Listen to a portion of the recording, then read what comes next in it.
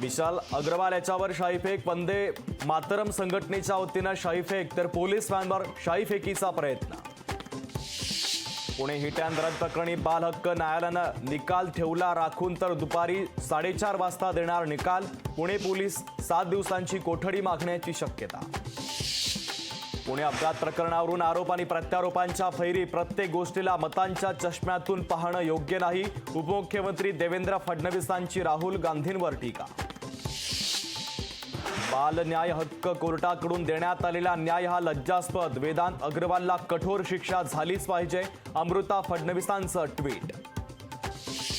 गजानन कीर्तिकर यांची पक्षातून हकालपट्टी करा, शिवसेनेचे उपनेते शिशिर शिंदे यांची मागणी, तर मुख्यमंत्री शिंदे यांना पत्र लिहित केली मागणी। झारखंडचे माजी मुख्यमंत्री हेमंत सोरेन यांना सर्वोच्च न्यायालयाचा झटका, हेमंत सोरेन यांच्यावर सर्वोच्च न्यायालयानं ओढले ताशेरे।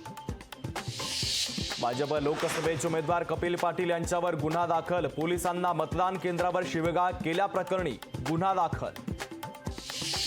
करमाळा तालुक्याला वादळी वाऱ्यासह पावसाचा तडाखा, पावसामुळे तब्बल 50 लाख रुपयांचे नुकसान, अवकाळीमुळे बळीराजा चिंतेत।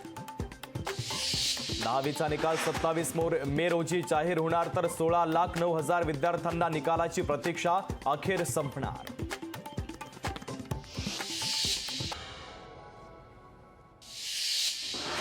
निकालापूर्वी श्रीकांत शिंदे आणि राहुल शेवाळे यांच्यावर शुभेच्छांचा वर्षाव, तर खासदारपदी निवड झाल्याच्या शुभेच्छा देत लावले मावळमध्ये बॅनर। देशात घडामोडी होत असताना गायब झाले, स्वतःला स्वयंघोषित गांधी समजणारे गायब झाले, आमदार रोहित पवार यांचा नाव न घेता अण्णा हजारे यांच्यावर निशाणा। संपूर्ण महाराष्ट्र 4000 वापरा, गुलाबराव पाटलांनी नागरिकांना केलं आवाहन। लोकसभा निवडणुकीच्या आचारसंहितेमुळे 30,000 महिलांना साडीचं वाटप रखडलं, लोकसभा निवडणूक आणि आचारसंहिता संपल्यानंतर होणार पुन्हा साड्यांचं वाटप। हिट अँड रन प्रकरणानंतर पुणे महानगरपालिका आक्रमक, आणखीन एक अवैध पबवर पुणे महानगरपालिकेनं केली मोठी कारवाई। अमरावतीमध्ये तलाठी आणि रेती ट्रॅक्टर मालक यांच्यामध्ये वाद, रेती वाहतुकीच्या रॉयल्टीच्या मुद्द्यावरून वाद, व्हिडिओ सोशल मीडियावर तुफान व्हायरल। उल्हासनगर महानगरपालिकेला नालेसफाईला मुहूर्त मिळेना, महानगरपालिका नालेसफाई कधी करणार, नागरिकांचा संतप्त सवाल।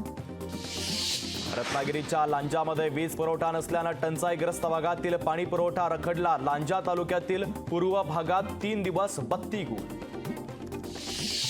किर्गिस्तानमध्ये बीड जिल्ह्यातील 10 विद्यार्थी अडकले, विद्यार्थ्यांना सुखरूपपणे मायदेशी आणण्याची पालकांची मागणी।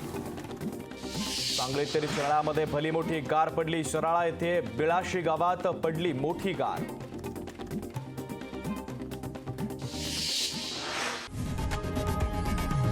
लोकशाही मराठी ऐका, पहा, जागरूक रहा।